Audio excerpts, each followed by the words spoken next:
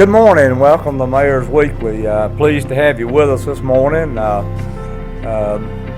Some few months back, we made a promise to you that we would keep you updated on various projects we have underway in the city, the larger projects, spinning out of our 4-point plan. And last week, Billy Wade joined me and gave what I thought was a very good update on the progress that we're making on the new City Hall. And today, joining me is Brent McCarver, and we're going to talk about paving. We had a very successful paving project in the fall, and we talked about that project right here. Wintertime comes, and that brings to a halt paving projects. You can't put asphalt down in cold weather.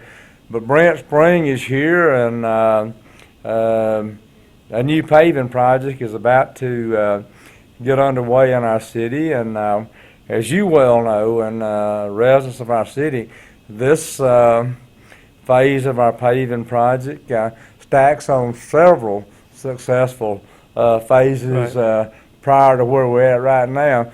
So kind of give us an update of when things are going to get underway. And I see our list there of streets, and we can't go through all of those, but what to expect, and understanding. Always we ask for your patience, because as you so correctly pointed out, if you get ready to pave, you can be assured that the weather will work against you. That's right.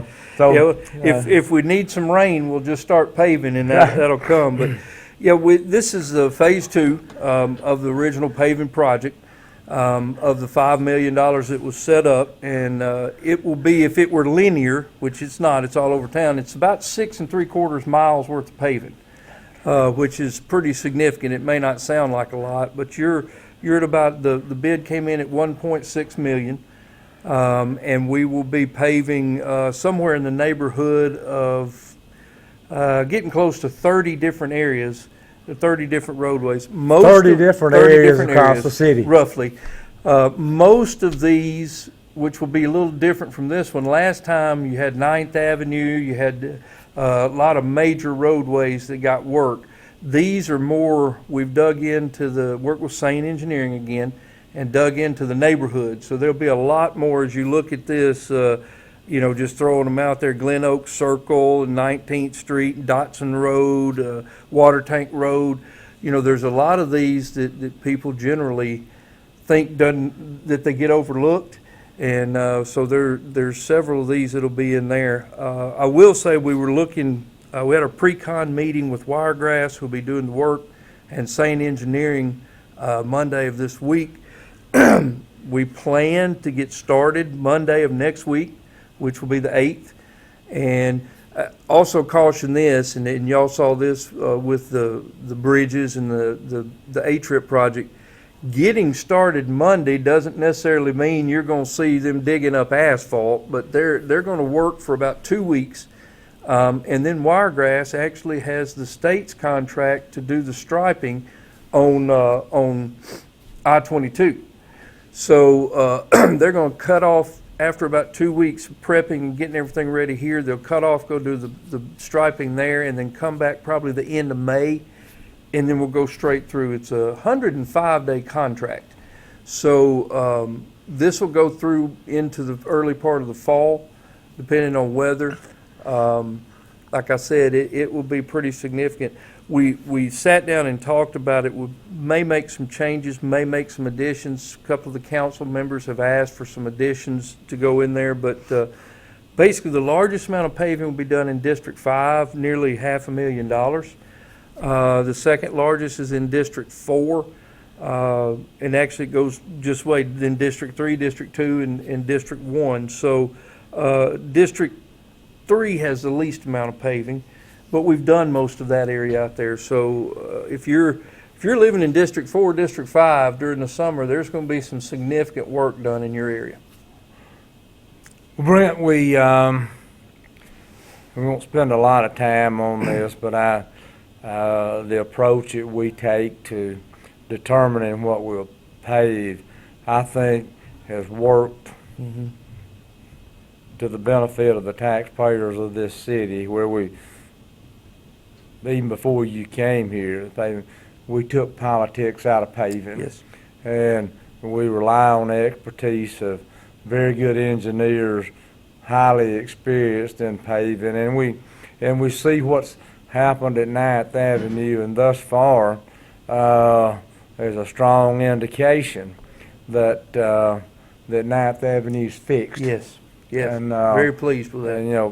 we spent money. If we had all the money back that we spent patching and not doing it right, we could have paved 9th Avenue with that money. And, Sure. But the other thing is having an engineering firm laying out what needs to be done so the work can be done right, where we don't have just a simple go down this street and overlay it with asphalt. Exactly. If it needs special treatment or milling or that sort of thing, the way the bid's structured is to do it right for the paving. Yes. Is that correct? That is true, and of course, if everybody, just to remind them, the process, basically you and the council, you laid out the plan, and we did phase 1. Now in phase 2, come back, tell the council we're ready to do it. They approve the money portion, and then what happens?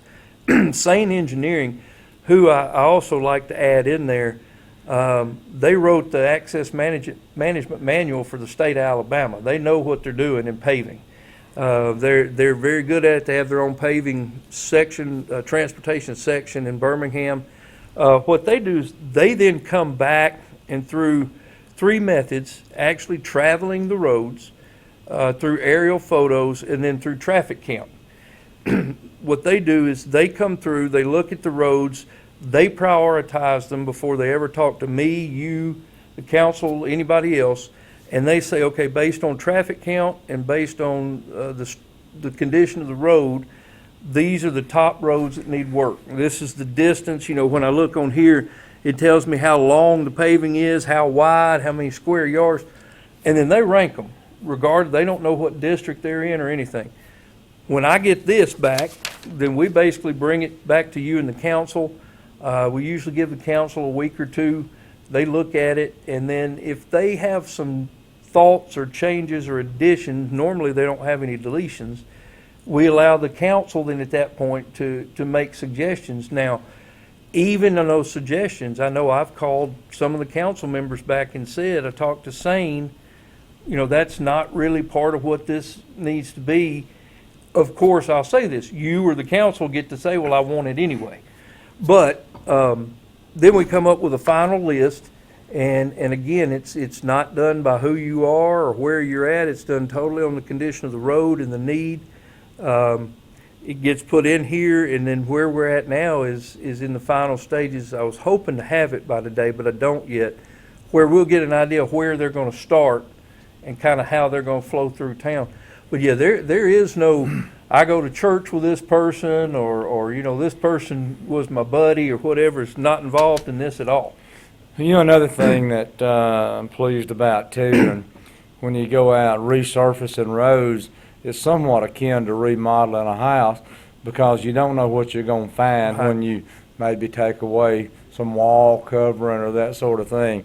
And these folks don't force the issue. If they encounter a problem, if we have to make some adjustment, we deal with that problem. So we don't do a faulty job forcing through it, do we? No, that's correct. And one thing that's, especially since I've been in this position, 9th Avenue is a good idea. We knew what we were going to get into with 9th Avenue, but we didn't actually know what the problem was going to be. And the plan for 9th Avenue changed about midway through when they got to a certain section, and that's where we ended up with that fabric bed that they came up with and all of this stuff. The good news there is, back to the politics, that comes directly to me, to the street department, to you, and you can authorize, go ahead and spend another $20,000 or whatever. So that works really well. Wiregrass does a good job too. Another section of road that we worked on in the previous phase, they changed the mix of what they were actually laying down based on some different things about the road. And so, you know, there's an expertise with doing road work. And I have to say this too, it's also really good to get their bid and be able to award it to them because they're located here. They're a Jasper business. And so that helps us out too. And those folks that are working travel these roads back and forth. So, but yeah, there's no constraint. And we do have an overrun. If we get into it, we have a certain percentage that's in this bid that, you know, is of course not used if we don't need it, but almost always this will be the third big paving project I've been part of. We haven't had one yet that they didn't call up and say, hey, we got out here and we're going to need to dig this base up and redo the whole road bed. I mean, it just happens. One of the things that has really been beneficial to this city, and about the only way that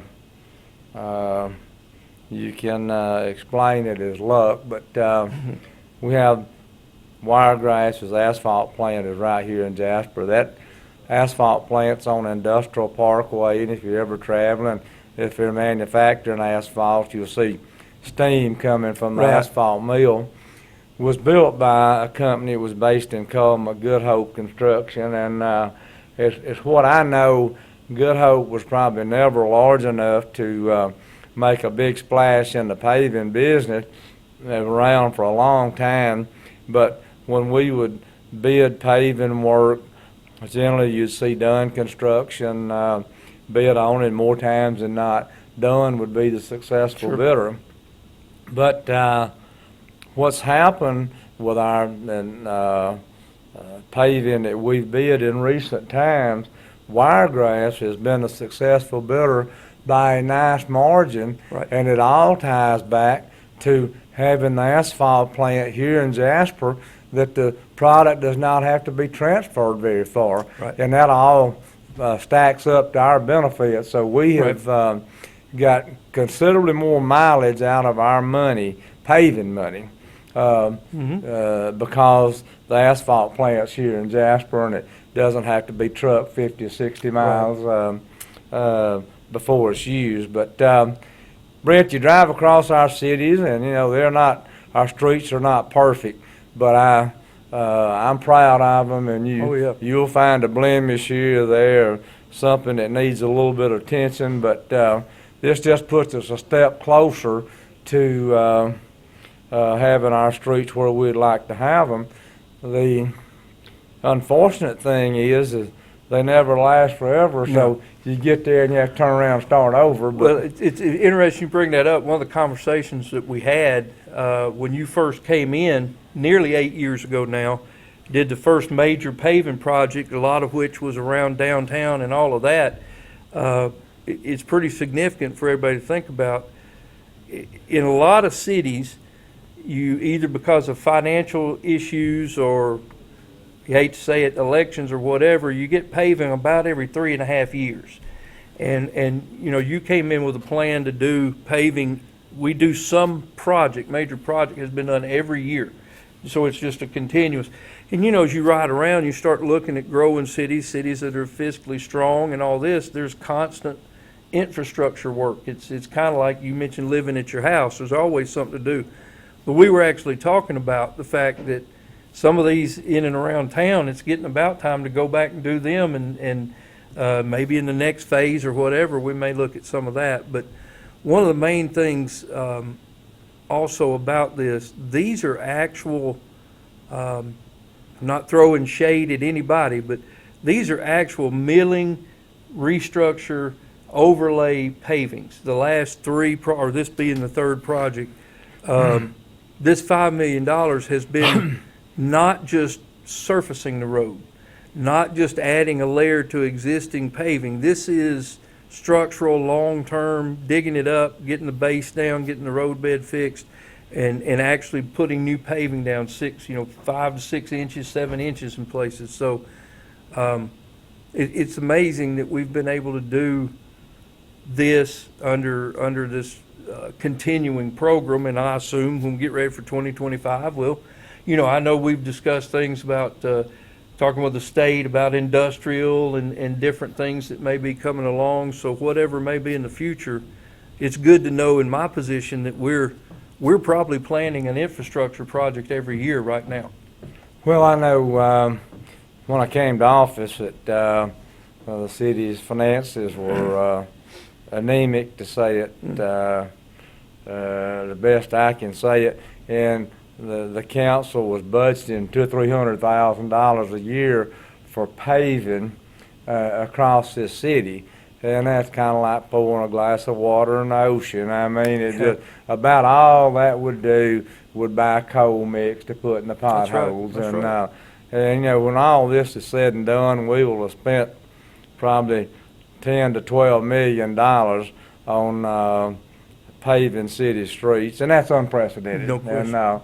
And then when this is over, we take stock of where we at and what's been reserved for paving, and we could very well see another phase in the fall or spring, but it's too early to make that call. Don't want to commit ourselves to that just yet, but that's something that we'll be looking at as we go along. And I tell you, another, I guess, taking time this morning to be proud, our relationship with AlDOT, which is not related to this paving we're talking about, but you know, as a citizen of Jasper, if you'll look at 2024 from the overpass bridge project, the A-Trip project, another couple of things AlDOT's working with, and our paving project, you're going to get $12 million roughly worth of infrastructure paving done in the city of Jasper in 2024.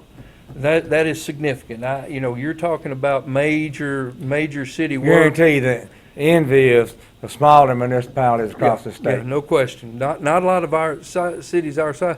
And as you pointed out, if we didn't have our portion of the money, we wouldn't get it. But on the flip side, 80, 85, nearly 90% of that money is free money. It's not coming out of our budget. So that's great. Great for Jasper. Right. But another good report for our city, and like I said, weather gets in the way, hinders things and whatever, but you will begin to see signs of preparation for paving in the not too distant future. Is that right, Brent? No question. Start in April for sure. But so we're glad to give you that report. If you have questions, please let us know, and we will be prompt in getting you an answer.